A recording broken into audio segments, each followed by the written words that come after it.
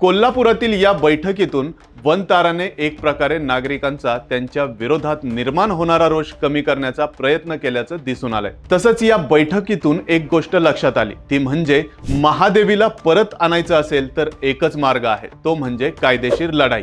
त्यामुळे महादेवीला परत आणण्याच्या प्रयत्नांना एक दिशा मिळाली।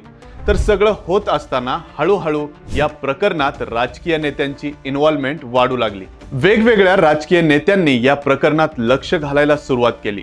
महादेवीच्या वापसीसाठी प्रयत्न करणार असल्याचं जाहीर केलं। सतेज पाटील, राजू शेट्टी, कोल्हापूरचे पालकमंत्री प्रकाश आबिटकर, खासदार धैर्यशील माने, खासदार धनंजय महाडिक प्रत्येकाने या विषयावर भाष्य केलं। श्रीकांत शिंदेंनी तर जवळपास ते महादेवीला परत आणतील अशी शपथच घेतली, ज्यामुळे काहींनी या नेत्यांचं कौतुक केलं, पण काहींनी त्यांच्यावर सडकून टीका केली। महादेवीसाठी कोर्टात लढा सुरू होता तेव्हा कोणताही राजकीय नेता तिथं आला नाही।